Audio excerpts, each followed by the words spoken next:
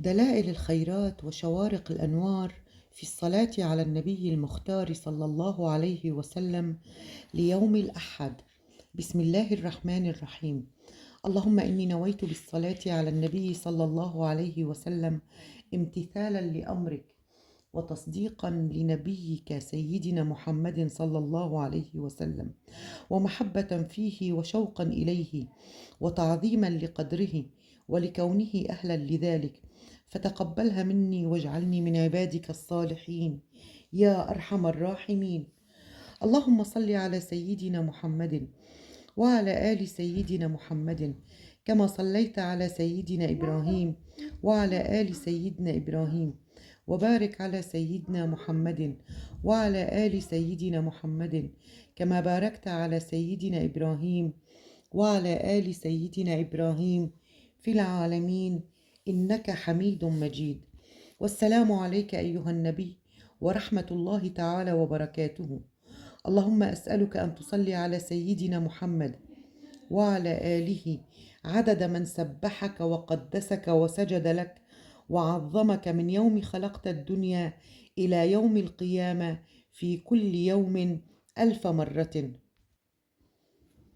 وأن تصلي عليه وعلى آله عدد كل سنة خلقتهم فيها من يوم خلقت الدنيا إلى يوم القيامة في كل يوم 1000 مرة، وأن تصلي عليه وعلى آله عدد السحاب الجارية، وأن تصلي عليه وعلى آله عدد الرياح الذارية من يوم خلقت الدنيا إلى يوم القيامة في كل يوم 1000 مرة، وأن تصلي عليه وعلى آله عدد ما هبت الرياح عليه وحركته من الأغصان والأشجار وأوراق الثمار والأزهار، وعدد ما خلقت على قرار أرضك وما بين سماواتك من يوم خلقت الدنيا إلى يوم القيامة في كل يوم 1000 مرة، وأن تصلي عليه وعلى آله عدد أمواج بحارك من يوم خلقت الدنيا إلى يوم القيامة في كل يوم 1000 مرة، وأن تصلي عليه وعلى آله عدد الرمل والحصى وكل حجر ومدر خلقته في مشارق الأرض ومغاربها، سهلها وجبالها وأوديتها من يوم خلقت الدنيا إلى يوم القيامة في كل يوم 1000 مرة، وأن تصلي عليه وعلى آله عدد نبات الأرض في قبلتها وجوفها وشرقها وغربها وسهلها وجبالها من شجر وثمر وأوراق وزرع وجميع ما أخرجت وما يخرج منها ومن نباتها وبركاتها من يوم خلقت الدنيا إلى يوم القيامة في كل يوم 1000 مرة، وأن تصلي عليه وعلى آله عدد ما خلقت من الجن والإنس والشياطين وما أنت خالقه منهم إلى يوم القيامة في كل يوم 1000 مرة، وأن تصلي عليه وعلى آله عدد كل شعرة في أبدانهم ووجوههم وعلى رؤوسهم منذ خلقت الدنيا إلى يوم القيامة في كل يوم 1000 مرة، وأن تصلي عليه وعلى آله عدد أنفاسهم وألفاظهم وألحاظهم من يوم خلقت الدنيا إلى يوم القيامة في كل يوم 1000 مرة، وأن تصلي عليه وعلى آله عدد طيران الجن وخفقان الإنس من يوم خلقت الدنيا إلى يوم القيامة في كل يوم 1000 مرة، وأن تصلي عليه وعلى آله عدد كل بهيمة خلقتها على أرضك صغيرة أو كبيرة في مشارق الأرض ومغاربها، مما علم ومما لا يعلم علمه إلا أنت، من يوم خلقت الدنيا إلى يوم القيامة في كل يوم 1000 مرة، وأن تصلي عليه وعلى آله عدد من صلى عليه وعدد من لم يصلي عليه وعدد من يصلي عليه إلى يوم القيامة في كل يوم 1000 مرة، وأن تصلي عليه وعلى آله عدد الأحياء والأموات، وعدد ما خلقت من حيتان وطير ونمل ونحل وحشرات، وأن تصلي عليه وعلى آله في الليل إذا يغشى والنهار إذا تجلى، وأن تصلي عليه وعلى آله في الآخرة والأولى، وأن تصلي عليه وعلى آله منذ كان في المهد صبيا إلى أن صار كهلا مهديا، فقبضته إليك عدلا مرضيا لتبعثه شفيعا حفيا، وأن تصلي عليه وعلى آله عدد خلقك ورضاء نفسك وزينة عرشك ومداد كلماتك، وأن تعطيه الوسيلة والفضيلة والدرجة الرفيعة والحوض المورود والمقام المحمود والعز الممدود، وأن تعظم برهانه، وأن تشرف بنيانه، وأن ترفع مكانه، وأن تستعملنا يا مولانا بسنته، وأن تميتنا على ملته، وأن تحشرنا في زمرته وتحت لوائه، وأن تجعلنا من رفقائه، وأن توردنا حوضه، وأن تسقينا بكأسه، وأن تنفعنا بمحبته، وأن تتوب علينا، وأن تعافينا من جميع البلاء والبلواء والفتن ما ظهر منها وما بطن، وأن ترحمنا وتعفو عنا وتغفر لنا ولجميع المؤمنين والمؤمنات والمسلمين والمسلمات الأحياء منهم والأموات، والحمد لله رب العالمين. وهو حسبي ونعم الوكيل، ولا حول ولا قوة إلا بالله العلي العظيم.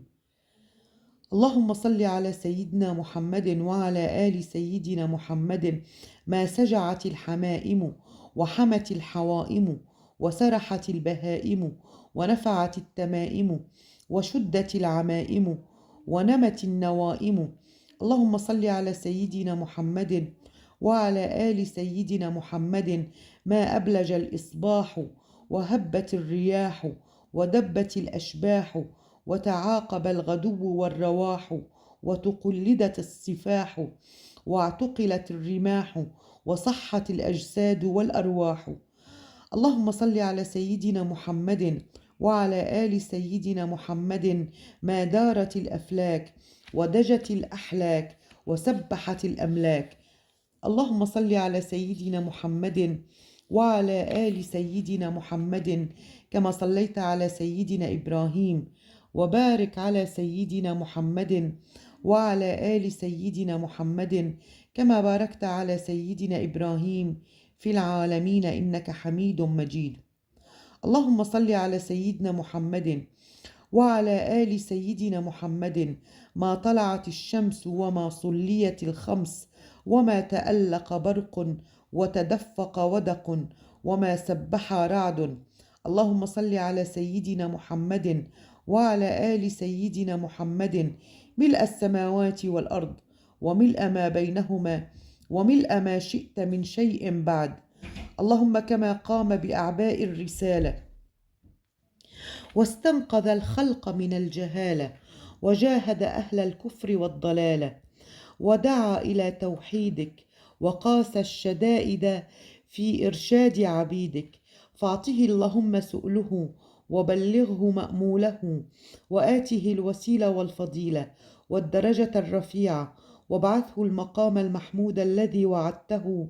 إنك لا تخلف الميعاد. اللهم واجعلنا من المتبعين لشريعته المتصفين بمحبته المهتدين بهديه وسيرته، وتوفنا على سنته ولا تحرمنا فضل شفاعته، واحشرنا في أتباعه الغر المحجلين وأشياعه السابقين وأصحاب اليمين يا أرحم الراحمين. اللهم صل على ملائكتك المقربين وعلى أنبيائك المرسلين وعلى أهل طاعتك أجمعين، واجعلنا بالصلاة عليهم من المرحومين.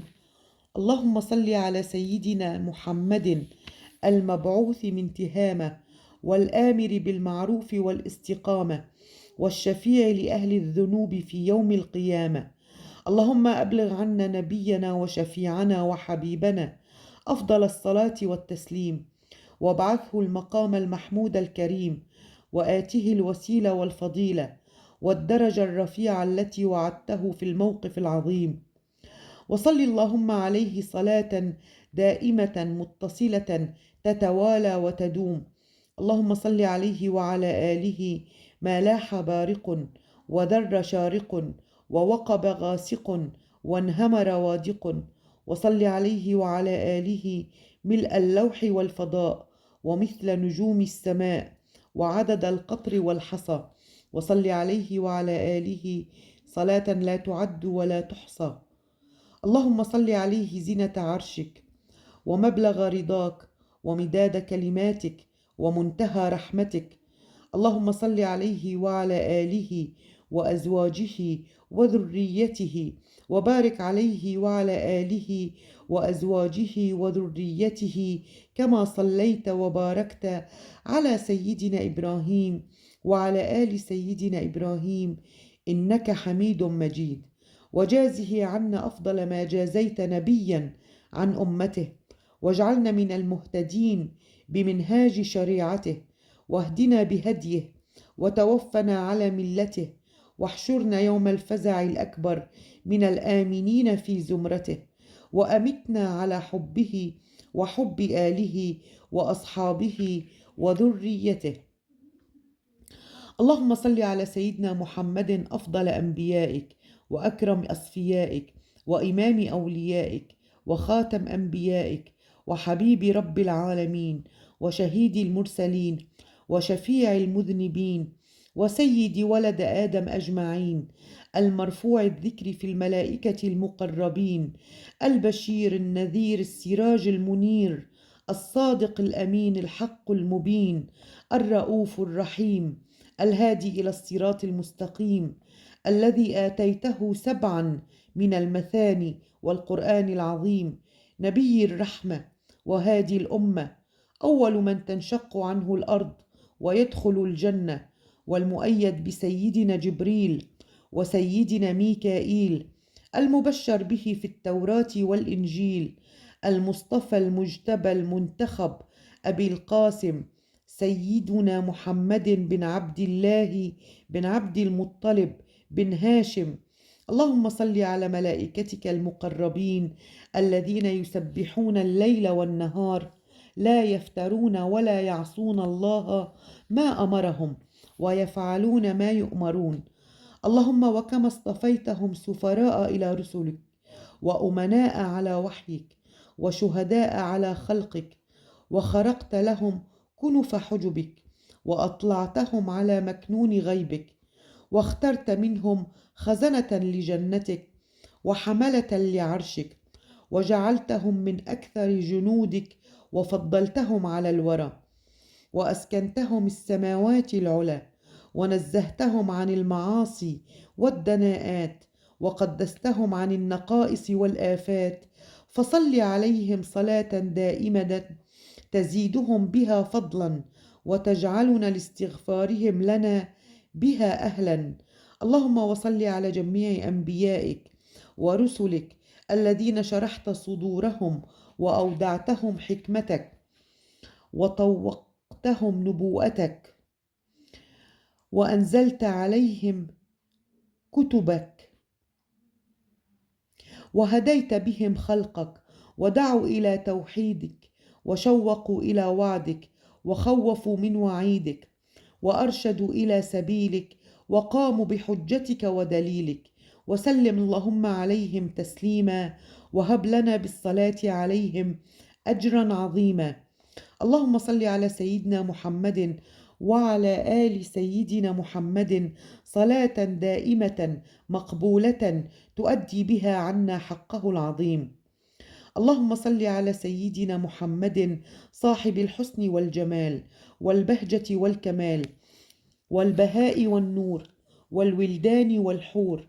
والغرف والقصور واللسان الشكور والقلب المشكور والعلم المشهور والجيش المنصور والبنين والبنات والأرواح الطاهرات والعلو على الدرجات والزمزم والمقام والمشعر الحرام واجتناب الآثام وتربية الأيتام والحج وتلاوة القرآن وتسبيح الرحمن وصيام رمضان واللواء المعقود والكرم والجود والوفاء بالعهود، صاحب الرغبة والترغيب والبغلة والنجيب والحوض، النبي الأواب الناطق بالصواب المنعوت في الكتاب، النبي عبد الله، النبي كنز الله، النبي حجة الله، النبي من أطاعه فقد أطاع الله ومن عصاه فقد عصى الله، النبي العربي القرشي الزمزمي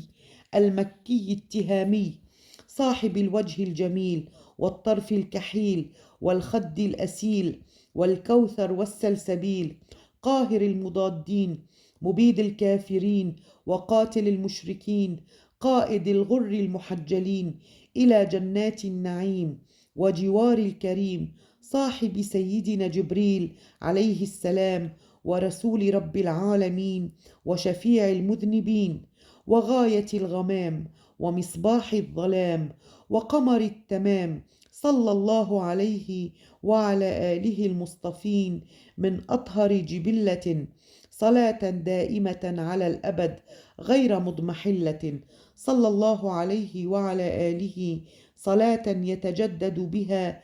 حبوره ويشرف بها في الميعاد بعثه ونشوره، فصلى الله عليه وعلى آله الأنجم الطوالع صلاة تجود عليهم أجود الغيوث الهوامع، أرسله من أرجح العرب ميزانا وأوضحها بيانا وأفصحها لسانا وأشمخها إيمانا وأعلاها مقاما وأحلاها كلاما وأوفاها ذماما وأصفاها رغاما، فأوضح الطريق ونصح الخليقة وشهر الإسلام وكسر الأصنام وأظهر الأحكام وحظر الحرام وعم بالإنعام، صلى الله عليه وعلى آله في كل محفل ومقام أفضل الصلاة والسلام، صلى الله عليه وعلى آله عودا وبدءا صلاة تكون ذخيرة وردءا، صلى الله عليه وعلى آله صلاة تامة زاكية، وصلى الله عليه وعلى آله صلاة يتبعها روح وريحان ويعقبها مغفرة ورضوان، وصلى الله على أفضل من طاب منه النجار وسمى به الفخار واستنارت بنور جبينه الأقمار وتضاءلت عند جود يمينه الغمائم والبحار، سيدنا ونبينا محمد الذي بباهر آياته أضاءت الأمجاد والأغوار وبمعجزات آياته نطق الكتاب وتواترت الأخبار،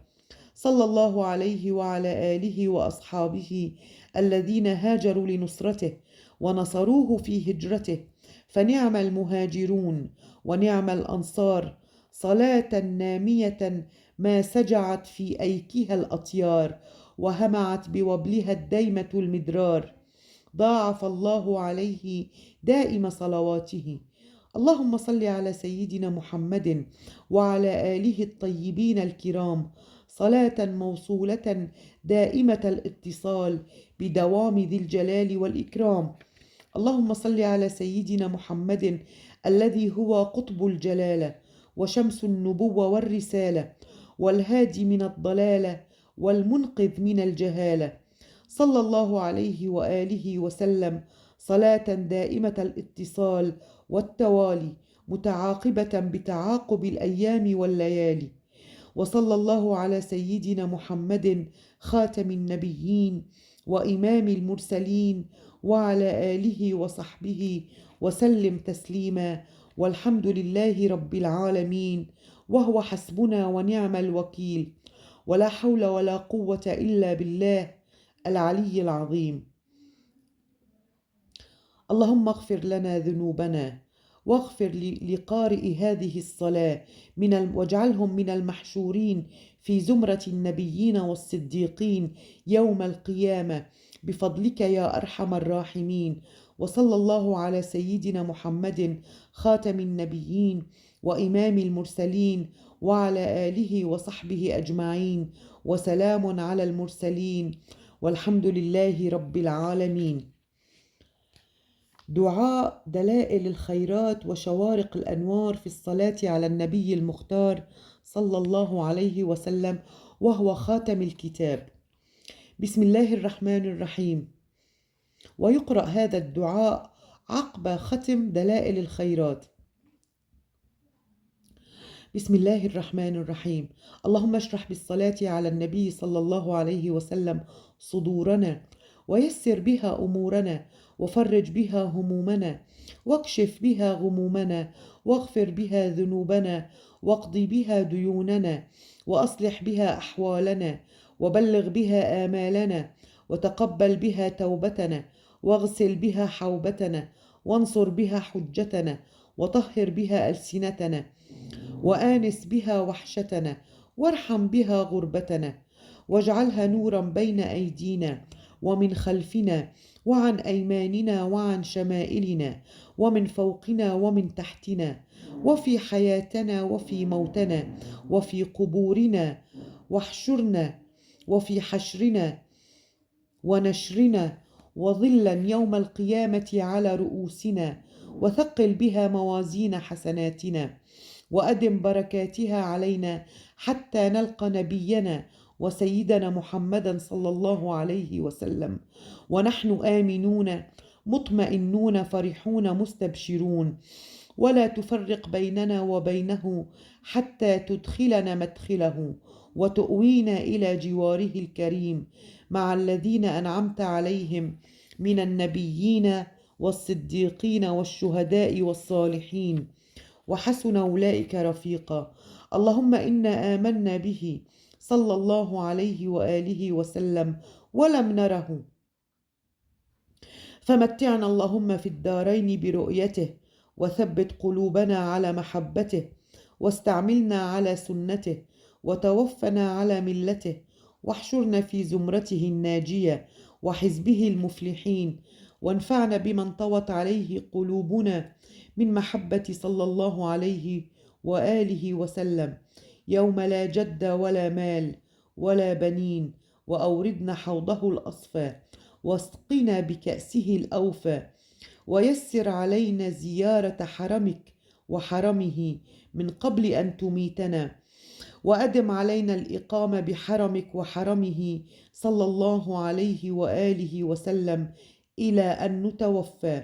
اللهم إنا نستشفع بك إليك إذ هو أوجه الشفعاء إليك، ونقسم به عليك إذ هو أعظم من أقسم بحقه عليك، ونتوسل به إليك إذ هو أقرب الوسائل إليك. نشكو إليك يا رب قسوة قلوبنا وكثرة ذنوبنا وطول آمالنا وفساد أعمالنا وتكاسلنا عن الطاعات وهجومنا على المخالفات، فنعم المشتكى أنت إليه أنت يا ربي. بك نستنصر على أعدائنا وأنفسنا، فانصرنا، وعلى فضلك نتوكل في صلاحنا، فلا تكلنا إلى غيرك يا ربنا، وإلى جناب رسولك صلى الله عليه وآله وسلم ننتسب، فلا تبعدنا، وببابك نقف فلا تطردنا، وإياك نسأل فلا تخيبنا. اللهم ارحم تضرعنا، وآمن خوفنا، وتقبل أعمالنا، وأصلح أحوالنا، واجعل بطاعتك اشتغالنا، وإلى الخير مآلنا، وحقق بالزيادة آمالنا، واختم بالسعادة آجالنا. هذا ذلنا ظاهر بين يديك، وحالنا لا يخفى عليك. أمرتنا فتركنا، ونهيتنا فارتكبنا، ولا يسعنا إلا عفوك، فاعف عنا يا خير مأمول وأكرم مسؤول، إنك عفو كريم رؤوف رحيم يا أرحم الراحمين. وصلى الله على سيدنا محمد وعلى آله وصحبه وسلم تسليما، والحمد لله رب العالمين، وهو حسبنا ونعم الوكيل، ولا حول ولا قوة إلا بالله العلي العظيم. سبحان ربك رب العزة عما يصفون، وسلام على المرسلين، والحمد لله رب العالمين.